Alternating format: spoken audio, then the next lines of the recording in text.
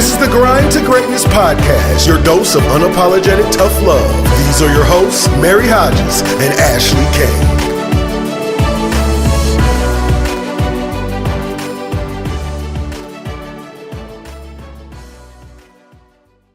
Hey, podcast listeners, this is Ashley Kane. This is the Grind to Greatness podcast, and Mary Hodges has an amazing interview for us today.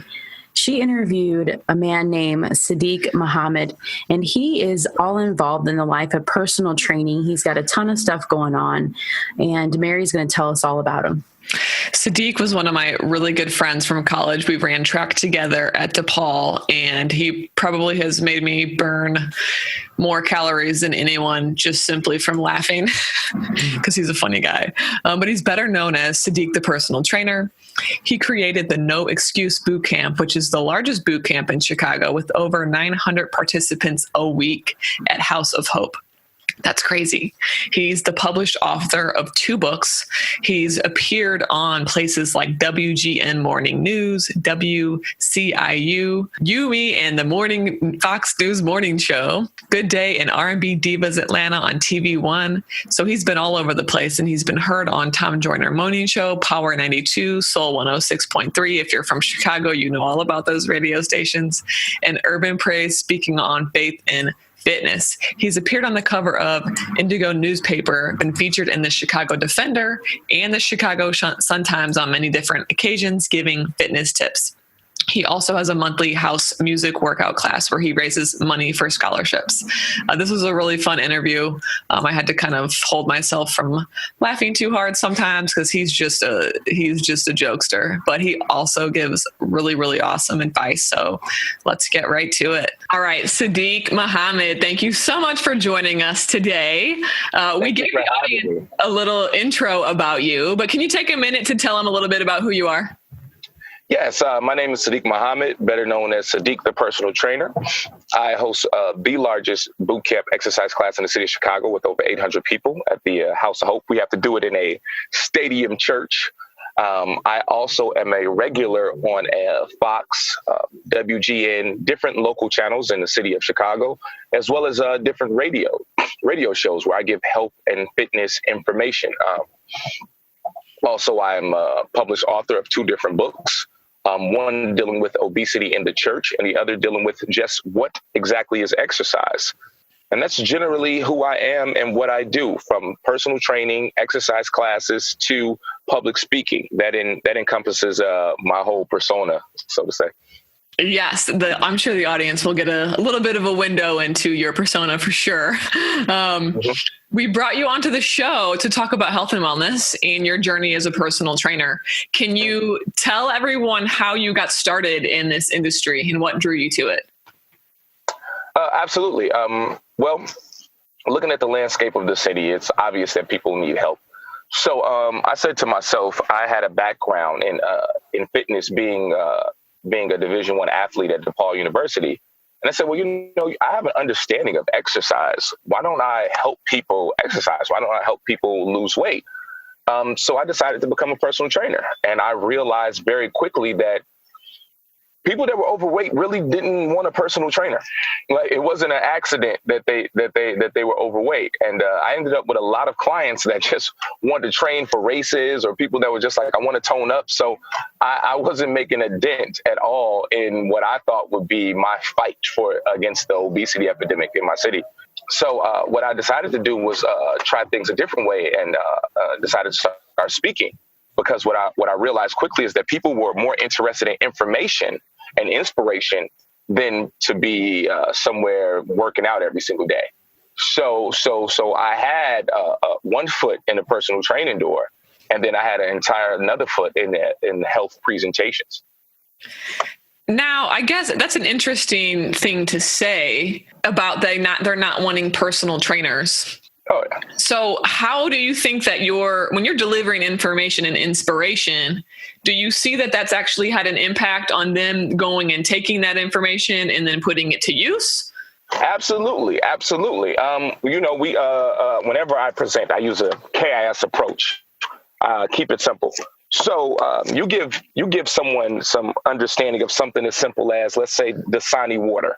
I say, well, how much water do you drink a day? People tell me, and then I say, well, did you ever read the ingredients on Dasani water? I say, of course not. Why would I read the ingredients on water? Water is water. Well, Dasani water, actually, the first ingredient is salt. So the water actually, it actually makes a person more thirsty, so they drink more of the product, which is great for the Coca-Cola company, but it's actually terrible for the individual. You receive that information during a presentation. What do? You stop drinking Dasani water. You make that change almost immediately. It's little tips like that that gets a person started. Then you start inquiring or reading the ingredients on this and reading the ingredients on that. It's an entire process. So I actually do see a change. Now, let's say I went to that same individual who's going to change the water that they drink, or maybe how early they have dinner. That same individual, I say, hey, man, I got some expensive prices as far as training. Meet me in the gym so I can take you to a workout. It's kind of like, well, that's a huge jump for someone that maybe hasn't worked out in 10, 15 years. And I can honestly say that when I first started off my career, I didn't realize how big a leap it was. Right, because I think you mean the leap of parting ways with all that money, or is it also the leap of now having to show up at the gym and do something they haven't been used to doing? Exactly that. Both the money and have someone holding you directly accountable as far as fitness. It's extremely intimidating. I want to kind of dial in real quick. I'm going to kind of backtrack a little bit because I watch you. Siddiq and I obviously have known you. We've known each other for quite some time. We ran track together at DePaul, and I've watched you via social media and just our personal relationship and knowing each other make this start and then make your footprint in the city of Chicago and in other places. And I don't want to gloss over any of that too, because I think that's really important for the type of listeners that we have on the show, who in general, we talk about just finding that passion that you have and finding that fulfillment and going after it and having success. You mentioned some of your accomplishments already, that you have 2 books, that you're consistent on radio shows. Is there anything else in terms of accomplishments in your journey as a personal trainer that you can share with the audience that you kind of either skipped or forgot to mention? Oh yeah. I mean, one of the biggest ones I'm seeing it right now today. I got a call from Mary that I got to be on our radio show. I mean, that's huge. Just feel like I made it, so that's an accomplishment. Mama, I made it, but it's been there've been a lot of things. I mean, from awards to covers of newspapers, magazines. Man, it's so difficult for me to talk about it because I'm still in it. It's one of those things where if I was retired, I was able to look back, maybe I could. But I think 3 million YouTube views. 10,000 Instagram followers, email database that's almost at 12,000 people, where I can send out information on a weekly basis about anything from vitamin D to how to use aloe vera.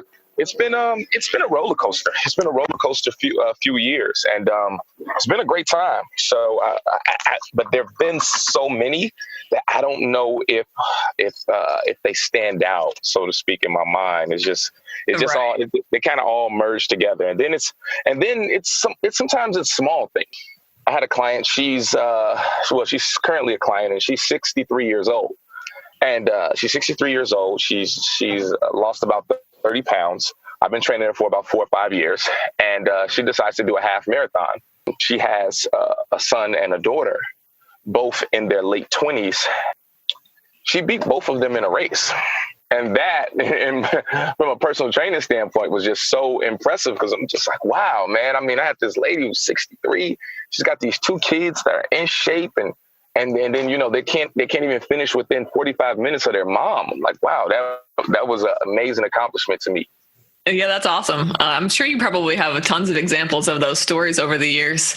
I think for a lot of people, and actually, so I interviewed Jamila Parham. We went to school with her. I don't know if you've seen her on Facebook, but she's doing a lot of awesome stuff in being Black and being a woman in tech.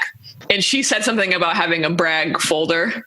Okay. You might need one, Siddiq, because I need one. I made one too after I talked to her. This was actually last week. We had our interview. She basically was saying, like, it's okay to remind yourself of when you actually reach a goal, or when you do something good, or when you have an accomplishment, because then you can go back and look at it and realize, like, man, wow, I really have done a lot. I'm hard on myself, and I'm sure you probably are kind of too. You're like, I'm not where I need to be. I need to keep moving forward. Yeah, no, I'm definitely digging what you're saying. No, that's very interesting. A brag folder. I might have to start that. Yeah, no, for sure. I love that's why I love talking to people about this kind of thing, because you get all these awesome ideas. You've had so many opportunities as an entrepreneur. And I think for a lot of people, when they start something and they see kind of where they want to be, we did a show about navigating the gap. Like, how do you face those challenges from when you set your goal to actually getting to that goal? How do you, as an entrepreneur, how did you go about making all those opportunities for yourself? I immersed myself in my craft. That was the first thing that I did. I said, I want to have the most information. I want to see who's the best in the field. I want to see what direction the climate or the landscape of personal training, of fitness is going. You know, I want to be at the beginning of the turn, whatever direction it goes in. So I just really I just made it not just my business. I made it my life. You know, it was a level of obsession that I had to have initially with it, just to get that understanding of what I could do, like how many opportunities were out there. So I would attribute that to the success that I've had as an entrepreneur. It's just being obsessive, immersing myself in it, and just learning as much as I can, as often as I can. Because I think you could sit and take in and read books and learn and consume information. How do you go about making those connections, though? What did you do to make those connections to get you on the radio shows, to publish a book, things of that nature? One of my favorite authors is an individual by the name of Brian Tracy. And Brian Tracy said something, and it resonated with me. He said that 80% of success is showing up. And I just was such a fan of his. I said, you know what, I'm going to believe that. So what I did was I started showing up to places. Like, I mean, the radio show, the studio was about 15 minutes from my house. And I just showed up. There wasn't any security there. You know, there was nothing going on. I just knocked on the door, rang the doorbell. I said, hello. I said, hey, my name is Siddiqu. I'm a trainer. I would love to do a radio show. I said, have you done any radio before? I said, yeah, of course. I mean, I was lying. So, but that wasn't the focus. So next thing you know, they said, all right, what are you doing tomorrow? I said, all right, nothing. I'm open. They said, come back tomorrow. You can do the morning show. I said, cool. I came back. I did the morning show, and the rest was history. And so that's been my secret. I have no problem showing up, and I don't mean calling. I don't mean emailing. I mean literally showing up to a place that I see myself wanting to be. Whether it's been clients, whether it's been buildings I've trained at, whether it's been places that I want to do an exercise class, I show up. I talk to people, I make sure I'm presentable, and I don't leave until I get some answers. That's my secret. Security. Yeah. Oh, it's happened. The same thing with Fox News. The executive producer of the morning show on Fox News was a woman by the name of Melinda Teschelar. I showed up to Fox. They did have security, so I couldn't get in. I wanted to do Fox News in the morning. They said, you got to call. I said, cool. I got a cell phone. I can get the number. I can call. So I call Fox News. When I call, someone answers the phone. I said, hey, my name is Siddiqu. I want to be on the show. They said, you need to talk to the executive producer. I said, cool, no problem. They put me through. I said, yeah. They put me through to the executive producer. I said, hey, my name is Siddiqu. I said, hi, this is Melinda Teschelar, executive producer of Fox News. I said, great. I would like to be a guest on the show. She said, do you watch the show? I said, absolutely. It's one of my favorite shows. Again, I lied. It didn't have anything to do with it, but I lied. She said, well, if you watch the show, you would know that we're currently live on air. So you don't watch the show and you're wasting my time. Click. All right. Okay. That didn't go how I planned it in my mind. Go with option number 2. I'll call her tomorrow and see what's going on. So I called her tomorrow. I said, hey, Melinda Teschelar, this is Siddiqu. We talked yesterday. I know you were busy because you were on air.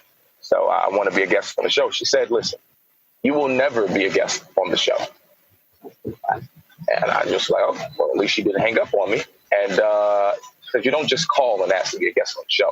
There's a whole process that you go through, you know. And I said, and we do it through email, you know. Click. All right, cool. So I got her email address and I started emailing. So I emailed her every single week until one day an email came back. I said, wow, this is great. You know, she emailed me back. There was an email back from Fox News saying Melinda Teschelar is no longer the executive producer of the morning show. This person is the new executive producer. I said, wow, Okay. So I emailed the new person. Next thing you know, I was on Fox News. Fresh start. Yeah, right. Another tip for all you entrepreneurs, wait until someone is fired. That's your opportunity. That's so funny because my next question to you is going to be, what's the best piece of business advice you've gotten so far? Yeah, I wait people out. And I have no problem doing that. Sometimes you may have to wait until someone has an opportunity, and you might have to maintain a relationship or a friendship with said individual until they get it. The first time I was on national TV was on R&B Divas Atlanta. I had a relationship with a singer, Selena Johnson. And at the time, her career wasn't going in the direction that she wanted it to. She was actually in between places. She wasn't getting booked for gigs. She had lost her deal with her record label.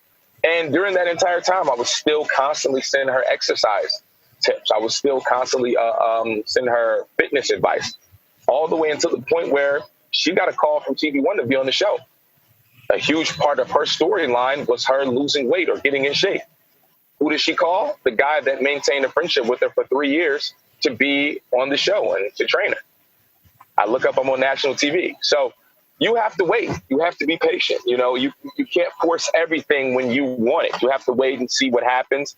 Maintaining friendships, maintaining relationships. The person that you may call every day on the phone and talk to about sports may end up being an analyst for ESPN, and that may be your opportunity to come up with your own app. You don't know. So that's my advice for all these would-be entrepreneurs out here. That's such great advice too. Show up, guys, and wait people out and maintain your relationships. Wait them out. So, as a personal trainer, there's got to be a lot of pressure to look the part. Yeah. And you're a busy guy, you're an entrepreneur, you got your hands in a lot of projects. It takes me probably how long to get a hold of you? Usually 2 weeks or so. Oh yeah. No hard feelings. I completely understand. But what is your biggest challenge that you faced maintaining your own health and wellness and keeping up with that part of being healthy and being fit? Truly, my biggest challenge is being able, and it's going to sound weird, is having the ability to not be healthy. So what happens is that the assumption is that since I'm a personal trainer, that I'm eating lettuce sandwiches in the morning and I'm just somewhere only drinking lemon water and I never do anything wrong. And that couldn't be further from the truth. So my biggest challenge is giving myself leeway to just be a regular person sometimes. So I'll go to a party and the party has nothing but wings and pizza. And as soon as I go to the table, it's like people turn off the TV and all gasp, like, what is he doing? And I'm like, dude, you only got wings and pizza. What do you want me to do? It's nothing I can do. Like, and I like wings and I like pizza. So it's just not being too hard on myself. I mean, obviously I'm active. I get to move around with clients. I know what to eat. I make some decent decisions. But I would hang myself if the only thing I ate every day was just vegan nuggets and romaine lettuce. Like, it was just like, dude, like, what type of life is that to live? So it's not so much just, working out and eating healthy all the time. It's just letting yourself know, like, dude, sometimes you can be on and sometimes you can be off. Now, the mistake that a lot of people make is that they actually live their life off, or they live their life on to the point where they're depressed about it. So what I do is I just say, I'll take a break from eating. I might say, I'm going to go 3 days, all fruits and vegetables, randomly. Next week, I'll go 3 days, all fruits and vegetables, So I'll pick some time and just be extremely healthy. But then I'll pick some time where I'm like, dude, it's Friday and I want a deep dish pizza and I live in Chicago. So it's just about a balance. That's my biggest thing. I love that. What's your favorite Chicago deep dish pizza? Pequods. Yes, I love you. I knew this is why we were friends. Pequods and then Illuminati's. I'm like, please don't say Giordano's. Oh, please don't say Giordano's. No. Overrated. Yeah, it's not top 3. That's how I feel. Anyways, let's shift gears and talk about some health advice for the audience, because we know 70% of the population in the U.S. is overweight or obese. Absolutely. In your time as a personal trainer, what do you see as people's biggest challenge being healthy? Celebrations. The celebratory food. We live actually in a very celebratory climate where everything is a celebration. You know, you get notifications every day about a Facebook friend's birthday, Mother's Day, Father's Day, Valentine's Day, New Year's, you got Christmas, you got Thanksgiving, it's Halloween. By the time you look up, a person is celebrating almost every single month with anything and everything that they can have to eat. You know, it's a summer. You know, you gotta eat a lot of food. In the summer, you're outside, you're outdoors. So I think that if people stop celebrating with food, then that would be the only change they would ever need to make. We celebrate with everything and with everything eating. So that's our biggest problem as Americans, is that we eat. Like, it's just like, dude, you know, it's your birthday. Where are you guys going to eat? Like, that's just a natural question. It's like, dude, why do we have to go out to eat for my birthday? Why can't we go out and do this or go out to do that? It's like, dude, come on, seriously, what restaurant are you going to? It's like, all right, I'll text you the address. You know, so it's just like, dude, it was Mother's Day or my mom's birthday. It was one of those days. So, you know, the whole family goes out to a restaurant. I show up to the restaurant. I bring a card. I sit down. I don't order anything. Everyone is like, what's going on? You know, people stop eating their food. What's up? What's going on with you? I said, nothing. I ate already. Something. I don't want to order. You better order something from this menu. I'm not ordering anything from the menu. This is food peer pressure. I don't want to eat right now. I'm okay. I feel like I'm here. I'm enjoying myself. We're all getting together. Why do we have to eat every single time it's a birthday? Every single time there's a holiday? I don't want to eat right now. So I think that if we stop celebrating with food on every occasion, I mean, it's gotten crazy, dude. Like, what are we going to see next? A Martin Luther King birthday cake? Like, it's okay. Cake, yeah. Like, it's too much. All right, it's definitely too much. But yeah, we celebrate with food. That's an interesting perspective for sure. I've actually never heard anybody say that, but it makes a lot of sense. And then there's a lot of emotion tied around food too, because if you go over to somebody's house and they're cooking and you don't eat what they serve, they get offended. It's like they have this like personal, they feel personally attacked if you don't want the food that they make. It's food and alcohol. I think people are like that with. If you tell people you don't drink, they almost look at you like you have three heads. Yeah. And it's like, and you, like you said, peer pressure. And to me, that always boggles me because it's like, I thought peer pressure happened when we were like 12. Yeah, no. There is peer pressure to eat. Like, there is peer pressure to eat. I mean, that's really how we celebrate. That's how we talk. That's how hey, what are you doing later, man? I want to meet up. Okay, cool. Let's meet up. All right, where do you want to go to eat? It's like, dude, I thought you just said you want to meet up. We can't just get together and talk. So it's like, no, not without any food in front of us. Okay. So the celebratory nature of the average American, I think, is the biggest problem with food. Well, and usually the foods they celebrate with too are the types of foods that are cheese heavy dips. You know what I mean? Like, usually it's the type of food that's being used to celebrate also. If there was veggie trays laying out everywhere, maybe that wouldn't be so bad. Yeah, and then if you told someone we're going to have a party and we're going to have nothing but veggie trays, no one would show up. Exactly. So that's it. But yeah, no, we celebrate. You know, two people get married. You know, how do they end the ceremony? With cake. You know, it's just like, what? Like, dude, like, there's nothing else we can find. It's like everything. It's like a baby being born. What do we do? It's a cake. You know, I'm gonna have. It's like everything is about a dessert. But that would be my advice, to not celebrate every single holiday or every single moment in your life with food. That's some good advice for people that are, I think a lot of people don't even try to make changes in their health, but for people that do, aside from the celebrations, what is something that they could do differently that they're not currently doing now that you see as challenging other than the celebrations? Moving up your dinner time. Ideal dinner time, 4 and 6 p.m. Why 4 to 6 p.m., Siddiqu? Because you want to give yourself at least a 4-hour window between when you eat dinner and when you go to bed. The biggest issue that you're going to face is that you are eating dinner too late at night and you're going to sleep. You know, you eat dinner at 9 o'clock, you go to sleep at 9:05, the plate is still on your stomach, okay? So you want to move your dinner time up. And when you move your dinner time up, you're giving your metabolism some time to catch up with itself. Because when you're asleep, guess what you're doing? You're not burning any calories. It's shut down. Now, ideally, you eat dinner at 6 o'clock, finishing up dinner at 6 o'clock. You go to bed at 10 o'clock. You wake up the next morning at 6 o'clock. You've had 12 hours between when you had dinner and when you're waking up. That's 12 hours with no food in your system. Now, you do some physical activity in the morning. There's three things that the body can burn. It's protein, it's carbohydrates, and it's fat. You've gone 12 hours without eating. You don't have any protein in your system. You don't have any carbohydrates. The only thing left is fats. So you burn fats to a higher degree. All right. So that's how you can actually lose weight, get in better shape. So the real issue or the real suggestion I would give to someone is move your dinner time up.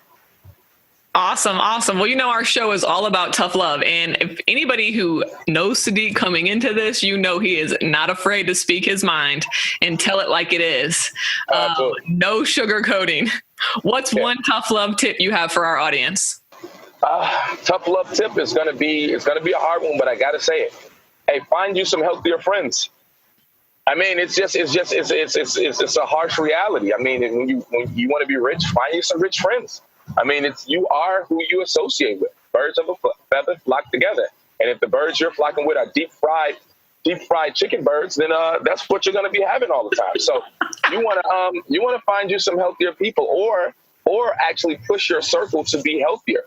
So that is my very, very difficult, but it's a tough love tip that I want to give everyone, man. You have to surround yourself with people that are going in the direction that you want to go in. And if that direction is to a drive-through, then that's where you're going to end up. You know what? I always love that advice too, elevating your circle of influence. And if you guys out there want more advice on like ways you can do that without being an asshole, go to our season 1 episode. I believe it's episode 11 called Squad Goals, episode 11 or 12, but it's called Squad Goals. And we talk about that concept in business and life. And it's even important in health too. You've already kind of given some action steps. We always like to leave our audience though with some like identifiable things they can do to start taking action. So right now it seems like move your dinner time up. Also work out in the morning if you can before you put more food in your system. Any other action steps you can lead, like really simple, keep it simple action steps you can lead the audience with? Absolutely. Find an accountability partner. If you're going to make some changes in your diet or changes with exercise, find someone that will hold you accountable. Action step number 2, buy new workout clothes and new workout shoes. When you buy new clothes, you find a place to wear new clothes. And if you buy new exercise clothes, you will find an excuse to put those clothes on. So new clothes and new shoes, you actually feel how you look. So if you look good in your new clothes and new shoes, you'll feel better about yourself, and that'll lead you to make some better decisions. Love it. Love it. Tell the audience where they can find you. www.chicagofitforlife.com. That's chicagofit4life.com. You can find me facebook.com/ChicagoFitForLife and follow me on Instagram, Siddiq_the PT. That's SIDDIQU_the PT. Yeah, we will have all of that in our show notes. Siddiq, we're going to link to all your books and everything in the show notes too. So anybody out there interested in his material and where you can find him, we'll have that for you in the show notes. All right, man, I really appreciate you coming on. You always, I've been watching your journey. You always have good advice for people. You're out there grinding, and I love seeing that. And I know the audience is going to love this episode. So thanks for your time. Oh, man, I appreciate you for having me. That interview was so fun, Mary. I know that you had a blast. All you guys were laughing the whole time, and he gave some great advice. What was your favorite part of the interview? I think it was the piece where he mentioned about how if we stop celebrating around food, that was something I had never really thought of. So it kind of made me look at like how we kind of behave when it comes to celebrations in a different way. I had never thought about like that being a central reason why we struggle with our health and wellness. You always think about the fact that we just have all this processed food and things of that nature, but I never really thought about it in the context of the fact that we really do celebrate all the time. Like any reason there's to celebrate, we celebrate around food, and usually like food that's not so great. What about you? What'd you like about that? Yeah, I mean, kind of just thinking about what you said, I guess that's really hard though, because if you think about all the traditions that we go through and food can be a celebration, but at the same time, we put so much emphasis on it. It's like food is really just fuel. it's something that we need to make our bodies function. And there's something that CT Fletcher says, and he just says, quit whining and eat that shit. I love him. When I heard that part of the interview, I thought of CT Fletcher. Hopefully he's doing well. Yeah, I agree there that there can be celebration around food, but I feel like if you look at other cultures' celebration around food, they're not celebrating around shitty food. Yeah. I think it's just also the fact that we just have terrible food in our country. Yeah, all the processed food. I mean, I've been studying food for a long time, and I've always been telling people, look at the ingredients in the box, and a lot of them think I'm crazy, but now, all the Netflix documentaries are coming out and people are finally realizing what they're putting in our food. But imagine attending one of his boot camps. I think that would be an amazing experience. Right. 900 people is no joke. That takes a lot of work to get to that level. And not surprising to me that Siddiq has really elevated himself. I've kind of been watching him on social media and just have maintained our friendship since college. And it's really cool to see your friends just out there crushing, and he's definitely doing that. I mean, just looking at even his website, he has a lot to be proud of. And I think a lot of people can look up to him, and a lot of people, even that maybe are into fitness or not into fitness, I think he has a lot of aspects that people can learn from for sure. Definitely. Yeah, I had a lot of fun with that. So, all right, guys. Well, that wraps up this episode. I hope you guys enjoyed the interview. Of course, you can always find us at thegrindtogreatness.com. Follow us on Instagram, Facebook. Also, check the show notes to find out where to follow Siddiq and how to get, in his world, I guess you want to say. So we love you guys. Enjoy and peace. Peace.